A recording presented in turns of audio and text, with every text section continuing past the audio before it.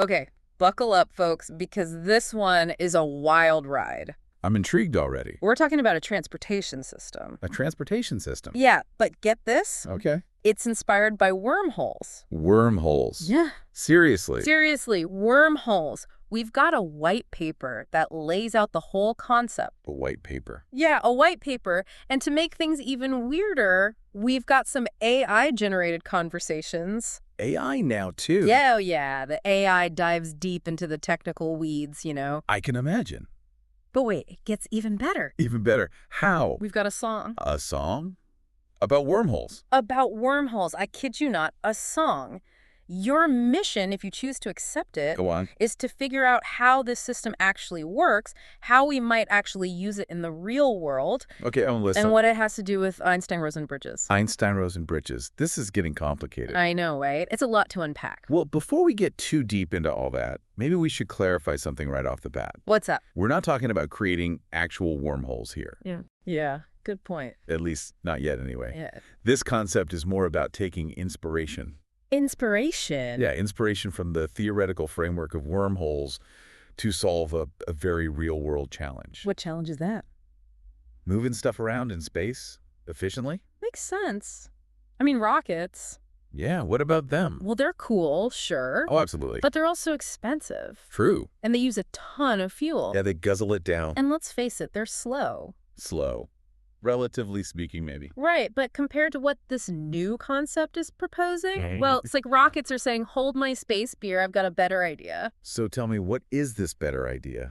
It involves using a laser beam, A laser beam. a wide array laser beam, to be precise, as a kind of energy corridor. Energy corridor. Yeah, between Earth and the moon. So we're talking about shooting stuff to the moon with lasers. In a way, yes. Think of it like a highway made of light. A highway made of light, huh? And instead of cars, we're sending cargo modules along this beam. Cargo modules riding a beam of light to the moon. It sounds pretty far out there. It does, doesn't it?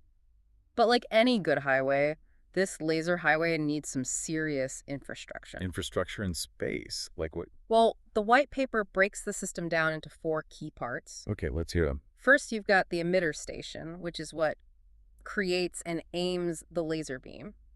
Where would that be located?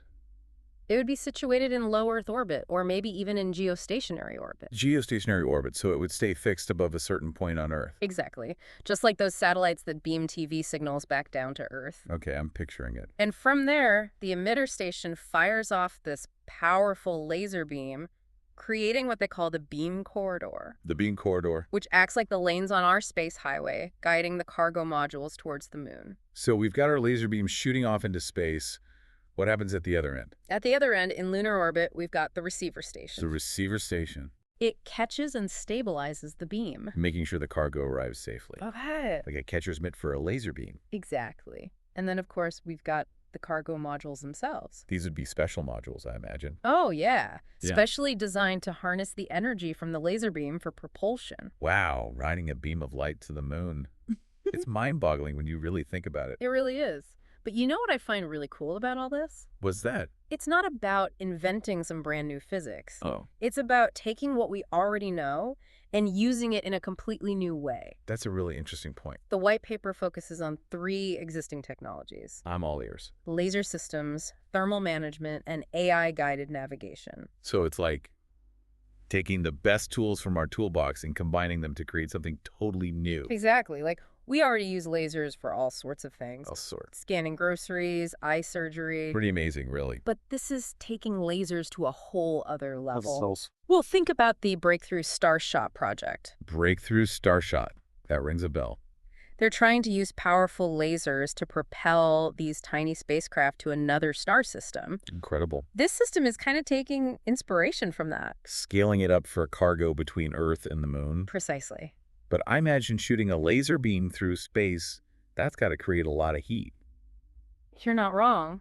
How would these cargo modules survive that? That's where the thermal management comes in. Thermal manager. Remember NASA's Parker Solar Probe? The one that actually touches the sun. The very same. They used some incredible heat shields and reflective coatings on that probe. I remember that. Well, those could potentially be adapted to protect the cargo modules in this laser system, So we're talking about tech that can withstand the heat of the sun. being used to protect cargo riding a laser beam. Pretty mind-blowing. And there's another analogy that might help visualize this. Lay it on me. Think about jet engines. Mid-engines. They use reflectors to withstand and channel those intense temperatures. For propulsion, right. Exactly. And this system could use similar principles in the cargo modules to harness that laser energy without, melting. So we've got a powerful laser beam, Check. and we've got cargo modules that can handle the heat. Check. But how do we actually make these modules move along the beam? Well, there are a couple of ideas floating around. Let's hear them. One is to use reflective sails, kind of like solar sails, Solar sails. So they would ride the laser beam. propelled by the pressure of the light itself. Like a surfer catching a wave, but the wave is a laser beam. It's a pretty cool idea, right? It is. What's the other idea? The other option is using photovoltaic system Photovoltaic. to convert the laser's energy into electricity. Which could then power what? Onboard ion thrusters for propulsion. Ah, ion thrusters. Yeah. Super efficient. We've already used them on deep space missions, right? Exactly. So we've got two potential ways to make this thing move. It's like having options for your space road trip. I like it. But there has to be a catch, right? Well, there's always a catch. What is it? Doesn't a laser beam spread out the farther it travels? You're right. It's called beam divergence. Beam divergence. And like shining a flashlight, the beam gets wider the farther away you point it. Exactly. So how do we get around that? This system uses something called adaptive optics. Adaptive optics. What are those? Think of them like really precise, deformable mirrors. Mirrors that can change shape. Yes. And they can adjust the shape of the laser beam in real time to counteract that spreading effect. So the beam stays focused and powerful over that huge distance between Earth and the moon. You got it. It's like having a self-correcting laser beam. That's really incredible. It is. But all of this must require a massive amount of energy. Oh yeah, that's the big question. Where does it all come from? Well, the white paper suggests two main possibilities. I'm listening. One is space-based solar arrays. So giant solar panels in space. Giant. Providing a continuous and sustainable energy source. Makes sense if we can get it up there. We're already using solar power here on Earth. Why not harness it directly in space where the sun's energy is even stronger? Exactly. And what's the other possibility? The other one is a little out there. Out there how? It's called auroral electromagnetic energy harvesting. Hold on, are we talking about harnessing the energy of the northern lights? We are. That sounds like something straight out of a science fiction movie. It does, doesn't it? But there's real science behind it. Really? The Earth's upper atmosphere is full of charged particles and electromagnetic energy, and the aurora borealis is a visual representation of all that energy. So you're saying we could tap into that to power this system? That's the idea. My mind is officially blown. We've talked about laser beams, heat shields, ion thrusters, and now we're talking about harnessing the power of the northern lights to create a transportation system that could revolutionize space travel. It is a lot to take in. It is. But before we get too far ahead of ourselves, Yeah, good idea. I think we need to dig a little deeper into how all of this would actually work in practice. Let's do it. This is just the beginning. It really is remarkable, isn't it? Yeah. How an idea that sounds so out there, so futuristic, So like science fiction-y. exactly, Yeah. can actually inspire real-world solutions. That's what I find so fascinating about this whole laser transportation system. What's that? It might sound like something straight out of Star Trek, It kind of does. but it's actually grounded in some pretty solid science and technologies that, we already have, It's like we're taking a page from a science fiction novel and turning it into a blueprint for the future. for the future of space travel. But let's get down to brass tacks here for a second. Okay. Why does all of this even matter? What are the real-world applications of this laser system? Why should people care? Well, if you think about it, Yeah. as we start getting serious about building a base on the moon, a permanent presence, Yeah, that's right. we're going to need a way to transport all kinds of stuff up there. All the supplies, equipment, eventually even people. Exactly. And rockets, well, they're just not going to cut it. What do you mean? They're slow, they're expensive. Okay, yeah, I see what you're saying. This laser system, it could be a total game changer. How so? It could offer a way to get things to the moon so much faster and Wow. potentially way cheaper than using rockets. It would be like, I don't know, upgrading from dial-up to fiber optic internet, but for space travel. That's a great analogy. And it's not just about getting stuff to the moon. What else? Think about space mining. Ah, space mining. Asteroids, even the moon itself, they're packed with valuable resources. Resources we could use back here on Earth. This laser system could totally revolutionize how we get those resources back home. It's like building a cosmic conveyor belt, bringing us the riches of space. Exactly. And don't even get me started on the possibilities for deep space exploration. Oh, tell me more. Getting to Mars or even further out, it takes forever with our current technology. It's a huge challenge. A system like this laser highway, you Yeah. know, it could be a key to, unlocking those possibilities. It would certainly make things faster. Imagine a network of these laser systems connecting different points in our solar system. A network of laser highways crisscrossing the solar system. That's wild. I know, right? And it all ties back to that initial inspiration we were talking about. Wormholes. Wormholes. Now, the system isn't about creating actual wormholes, Right. but it does try to tackle some of those same fundamental challenges, Like what? like stability. Ah, stability. Of course. If you want to create a wormhole, theoretically, Mm. you need exotic matter. It's exotic matter. Yeah, with negative energy density. To keep the wormhole from collapsing. Exactly. Now, obviously, we're not messing with exotic matter here, Thank goodness. but we are trying to create a stable pathway. a pathway for energy and matter to travel over these immense distances. And if we can figure out how to keep this laser beam focused and stable over, hundreds of thousands of kilometers, We might learn something about the conditions needed for stable wormholes. it's a long shot, but maybe. It's like this laser highway is a stepping stone. A stepping stone towards understanding how we might one day manipulate space-time itself. Okay, my mind is officially blown. Again, we're talking about potentially unlocking the secrets of the universe. By building a laser highway to the moon? It's like science fiction meets real-world engineering in the most incredible way. But before we dive too deep down this rabbit hole, Yeah. we need to talk about this auroral energy harvesting thing. Ah, yes. The Northern Lights. Could we really power something this massive by tapping into the aurora borealis? What would that even look like? Well, it's definitely a bold idea. Bold and kind of crazy sounding. It does sound a bit like science fiction. But you're saying there's real science behind it. There is.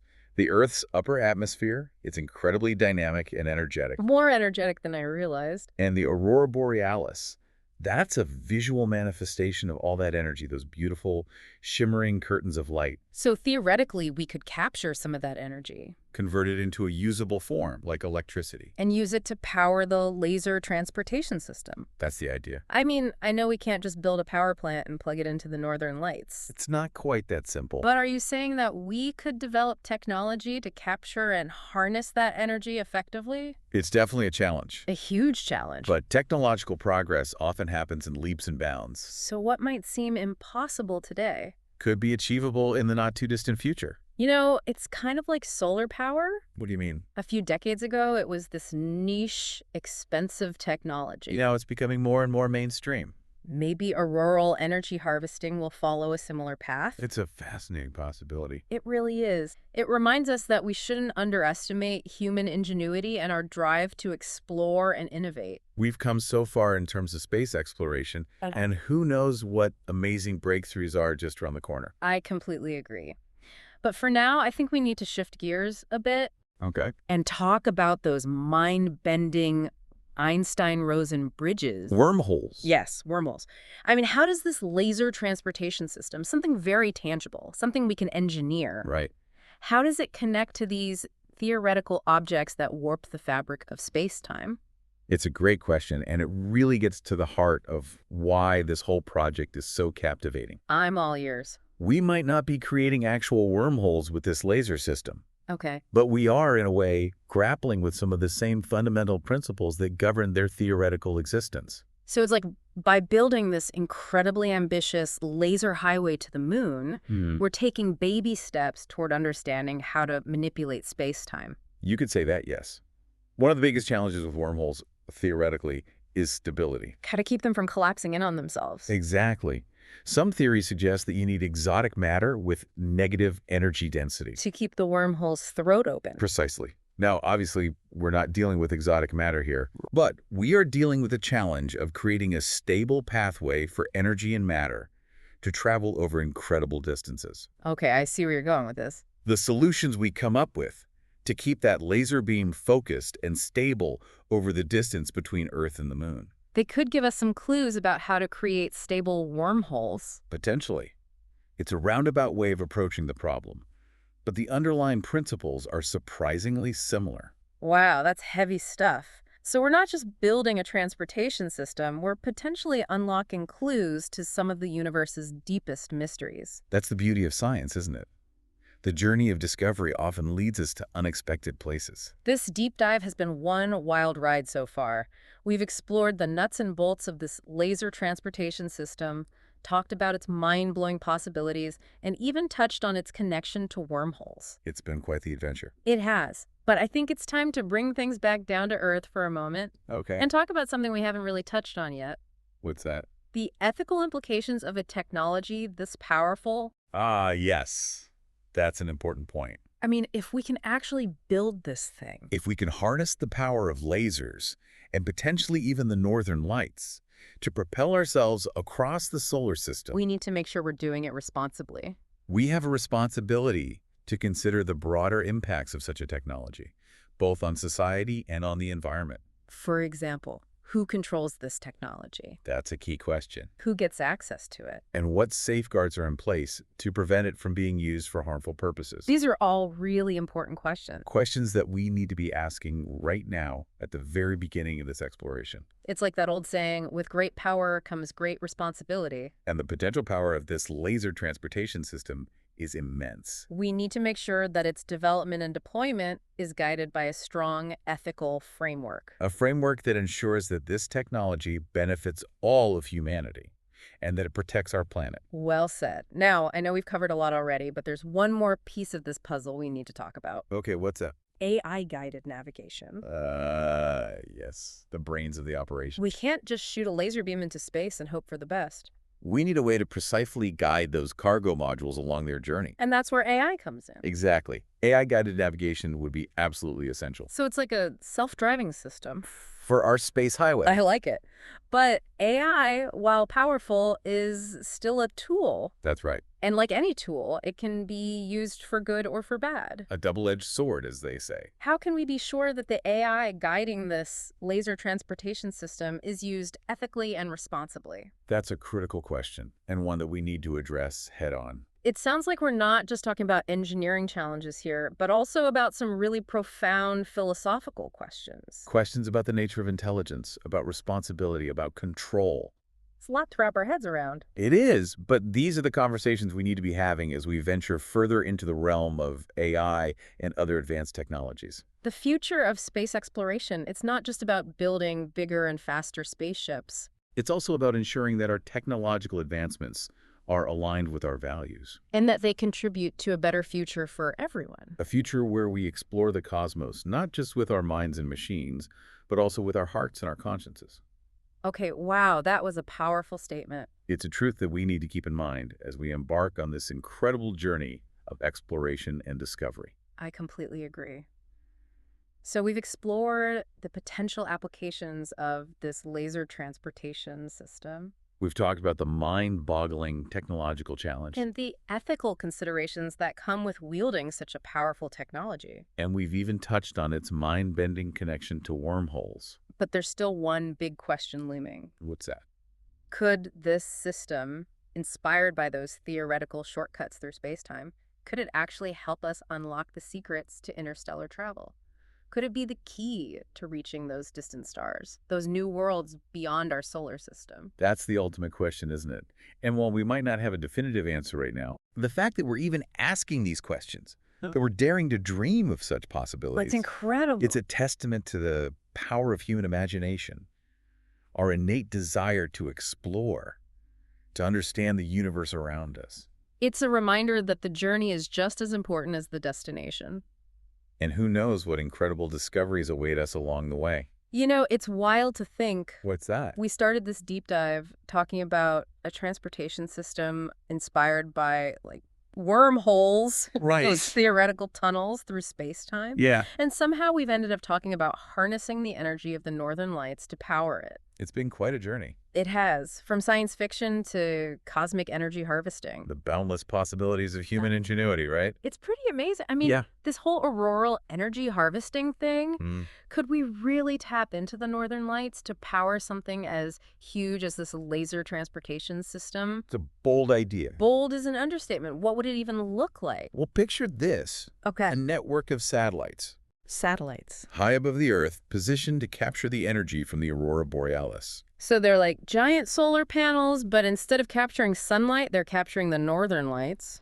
You could say that, yes. And they would convert all that energy into something we could use. Exactly. Into electricity, most likely. Which could then be beamed down to the laser emitter station, Wirelessly, yes. providing a constant power source. A continuous and sustainable power source. It sounds incredible. It does, doesn't it? Almost magical. But, I mean, come on, there have to be some pretty big roadblocks to make this a reality. Oh, absolutely, there are challenges. Like what?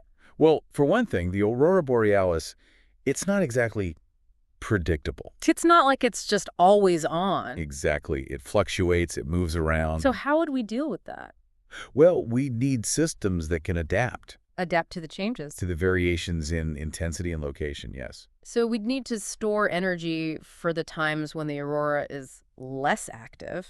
We can't just plug into the northern lights and expect instant power on demand. No, it would require some very sophisticated technology. What about getting the energy from the satellites to the emitter station? That's another big challenge. I mean, we're talking about beaming power through the atmosphere. Wireless energy transmission, yes. That's not exactly easy. It's complex, but not impossible. So, okay, harnessing energy from the northern lights, it's a fascinating idea. It is. But it sounds like we're still in the early stages of figuring out how to make it work. We are, but think about it. Yeah, What seems impossible today? could be commonplace tomorrow.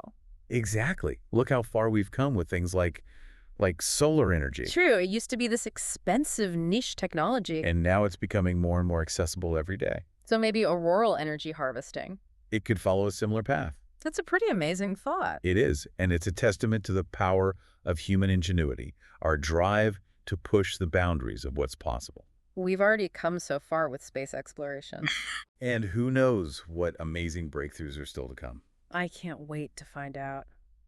But you know, thinking back on everything we've talked about, this whole laser transportation system, Yeah. it really is mind-blowing. It is. It captures the imagination. We've gone from wormholes, To laser beams, heat shields, ion thrusters. to the northern lights. And it's not just about the technology itself. Oh, what else is it about? It's about the ethical considerations The responsibility that comes with wielding such a powerful technology. and the philosophical questions it raises about humanity's place in the cosmos. It's a reminder that space exploration isn't just about rockets and spaceships. It's about pushing the boundaries of human knowledge and understanding, It's about exploring not just the universe out there. but also the universe within ourselves. How beautifully put. Well, we've covered a lot of ground in this deep dive. We have, from the science to the speculation, The challenges and the possibilities. and everything in between. But before we wrap things up, Mm. I want to leave you, our listener, with one final thought. Go on. This whole journey, this exploration of a laser transportation system inspired by wormholes, A journey that's led us to consider harnessing the energy of the northern lights. it's just one example of the incredible things that we, as a species, are capable of achieving when we dare to dream big. When we push the boundaries of what we think is possible. And who knows, maybe someday this seemingly impossible idea, This idea of riding laser beams to the stars, maybe will become our reality. it's a future worth striving for. It certainly is. And on that note, I think it's time to bring this deep dive to a close. I've enjoyed our exploration. Me too. A huge thank you to you, our listener, for joining us on this incredible journey. Thank you for listening, We hope you've learned something new. and maybe even been inspired to dream a little bigger. Keep exploring, keep questioning, and keep pushing the boundaries of what you believe is possible. The universe is vast and full of wonders waiting to be discovered. Until next time, this has been The Deep Dive.